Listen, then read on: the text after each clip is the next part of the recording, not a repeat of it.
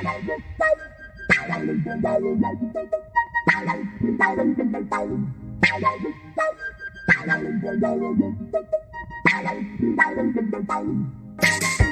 to Recommerce, a podcast for e-commerce wearable brands navigating technical complexity and change, brought to you by Command C.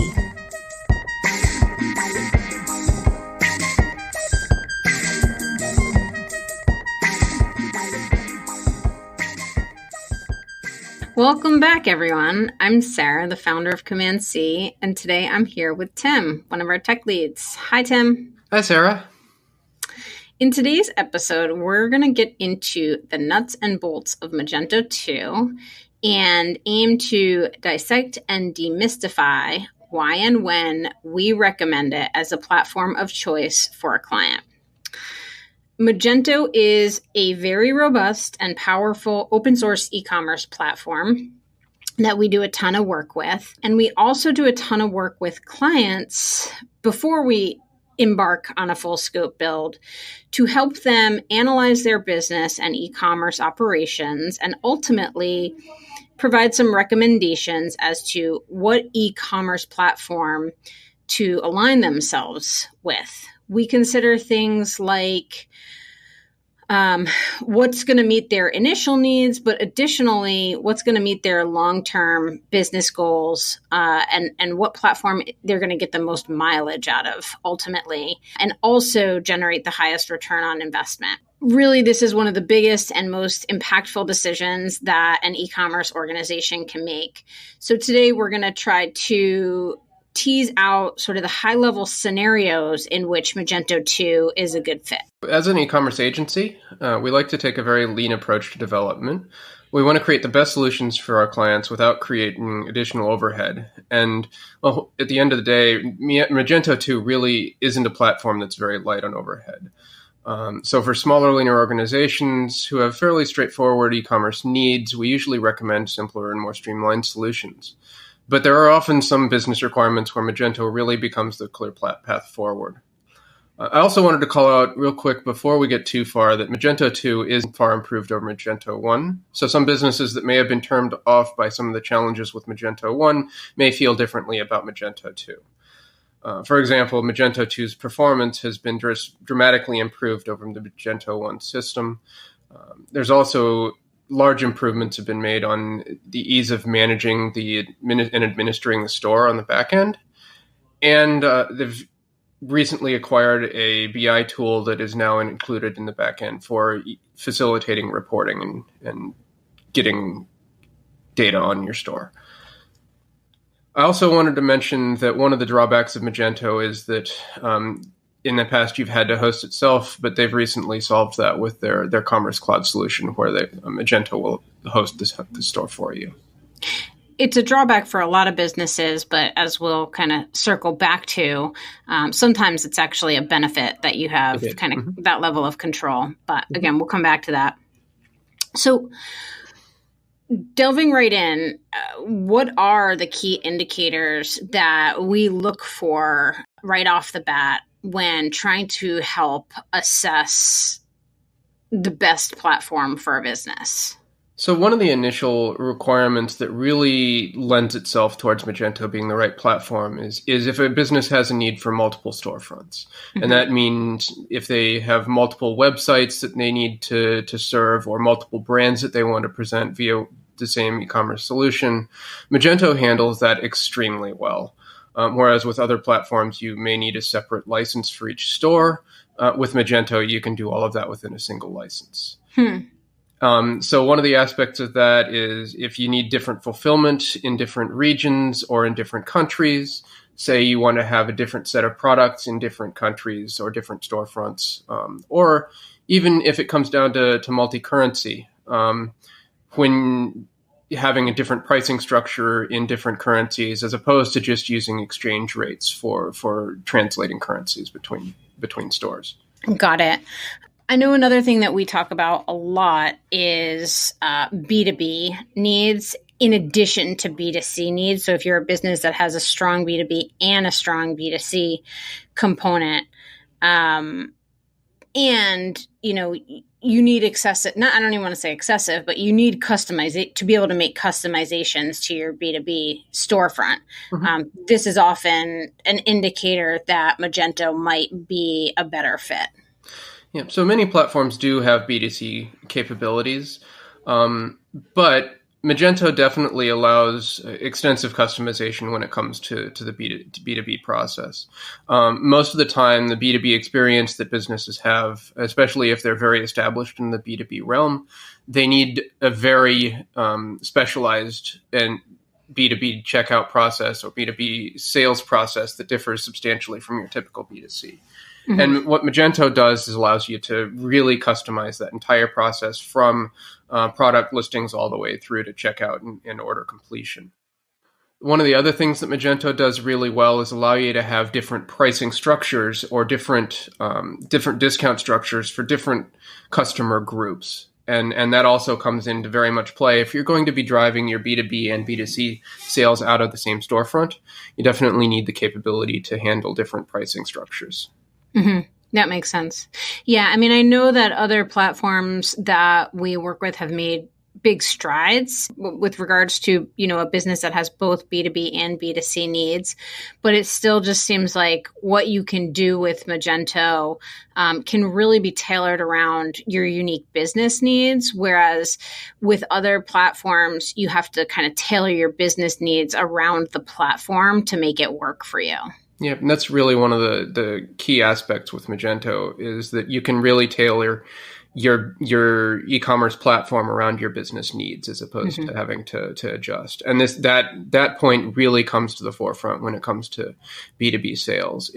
So, for example, if you just need a line sheet and checkout for your B2B sales, then some of the other platforms can be perfect. But if you want a more rich experience or more customized experience on the B2B sales side, that's where you can really build that into Magento. Awesome.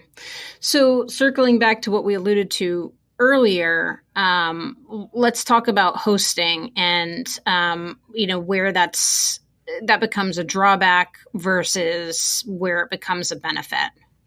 Yeah, so one of the key things with Magento is it is an open source platform. And what that means is that you have complete access to the code. You can see everything that goes on. You can modify anything in any way that you need to. You can audit the code and make sure that all of any unique privacy or security controls that your organization may have are in place. And we see this often come into play when it comes to government-related businesses or businesses that do need to interact with the government. They need to have that complete control over the platform and the source code, as opposed to being kind of at the liberty of a hosting platform. With Magento, you do have the ability to completely host it yourself. So any privacy or security controls that you do need to have, you can put in place yourself. As opposed to, say, being at the liberty of a contract with another organization. This has never happened with any of the platforms that we work with, but I also see the case where on a hosted solution, like you literally don't own the files, right?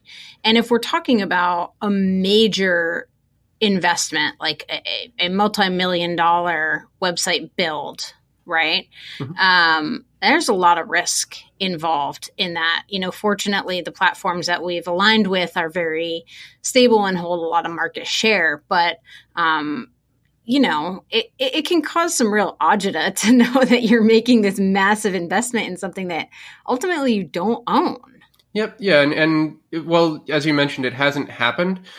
You are kind of at the liberty of those other organizations. If say down the road, they decide that they need to make a change to the platform and that impacts the way that you've built your store, you're then, having to adapt at that point to those changes as opposed to being in control of what changes are being made. Right. And we see that impact escalate with the more customization that's been done to the store. Yep. The more customization, the more complexity that's built into the store, the more reliant on third-party applications. Yep. One final point that I want to make about this is kind of leading into what we were talking about platforms is the extent to which you can actually customize Magento. So, for example, if an organization has very wants to customize the checkout process. That's very difficult to do in most of the hosted platforms. And not to say that they haven't optimized their checkout process, but some organizations do need a unique checkout flow. And Magento really allows you to extensively modify that checkout process. So when it comes to the checkout process or any customization across the rest of the store, you can really take a holistic approach to customization and kind of from the ground up with Magento, as opposed to relying on a lot of third-party apps and meshing those apps together. All right. Well, that's a great place to take a quick pause, and we'll be right back.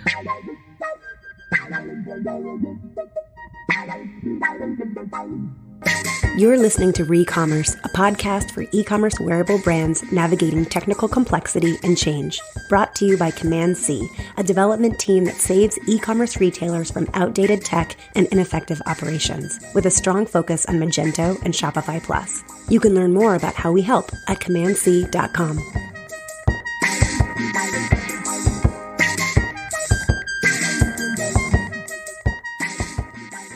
All right. So circling back here, in segment 1, we talked about some of these key indicators that we look for when we're having initial discussions with a business that needs to select a new e-commerce platform. Those key indicators being like these kind of concrete business requirements that really tip us off that Magento might be the best fit. And in this segment, we want to talk about some more nuanced features that in and of themselves might not qualify Magento to be the best path forward. But as the needs kind of start to pile up on one another, so like, when 1 or 2 or 3 of these features or functionalities are needed by a business, then the scale sort of tips in Magento's favor. So one of the things that comes up a lot is discussion around variants.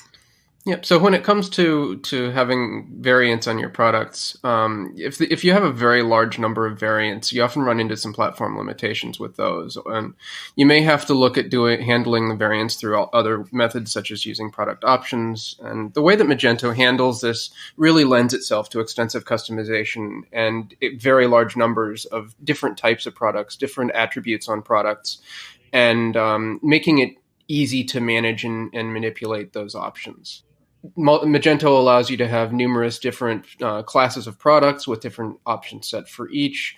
One of the other things that we occasionally run into is a fulfillment partner may need a very specific way of handling those variants or specifications of the products for fulfillment. And, when that comes down to it has to be a specific SKU versus having a line item option on the product, you might run into some challenges with the fulfillment partners. And Magento really allows you to optimize the way that information is sent along to the partners. Got it. What about merchants who have very large catalogs or who need to make frequent catalog updates? I know I've seen hosting reliability with hosted platforms get so much better over the years. Where does Magento really have the leg up with regards to this kind of thing? Yeah, so Magento has a lot of features around, catalog imports and catalog management. And so if you do have a very, very large product catalog, you can import the products very easily. And that's not to say you can't do that in other platforms. But in addition to the large catalogs, if you're updating the items frequently, or if there's, very large number of attributes on the products that periodically change, it's very easy to update and manage those in a fairly streamlined way.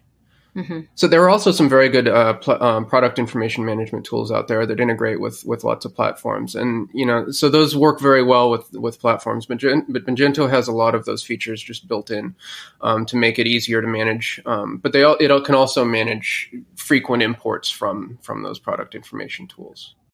And what about multi-language functionality? Again, I've seen other platforms really make strides in this department.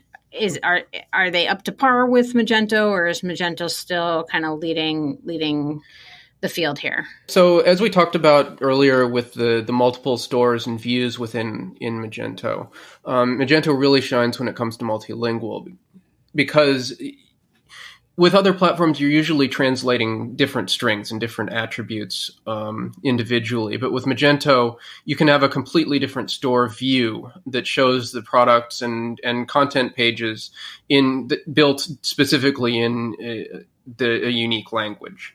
And that really, with Magento handling it in that way, it really makes it much easier to manage a multilingual store. Mm-hmm. The final area where we really see Magento as a key player is when it comes to omni-channel needs.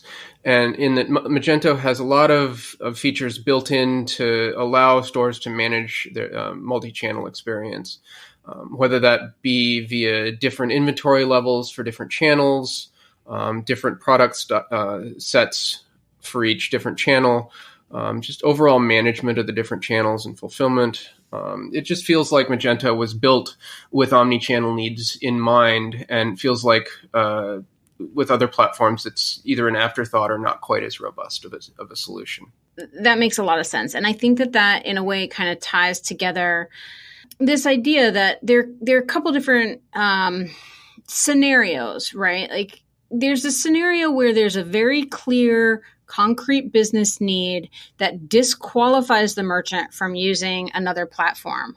But that scenario is becoming less and less frequent as other platforms grow and evolve and innovate. What we do find ourselves evaluating almost more often than kind of these concrete needs that one platform can serve over another is the holistic solution, right? So like ultimately, what's going to be the leanest, what's going to serve the merchant for the longest amount of time, and what's going to generate the most return on investment, which means that which platform is going to have the lowest development costs, which platform is the client going to be dealing with the fewest headaches. And the more customization that you build into a platform, the more variables you introduce into that platform. It's not just the initial build of the platform that we need to be worried about here. It's also when you're looking at down the road, when you get a lot of different customizations that interplay with each other, the costs of managing and maintaining those different solutions that interchange with each other also multiplies. So you need to take into account not just the initial build, but also the ongoing maintenance cost of all of those customizations. Well, that is a ton of helpful information. Thank you so much for your time today, Tim. And I look forward to doing it again soon. Definitely.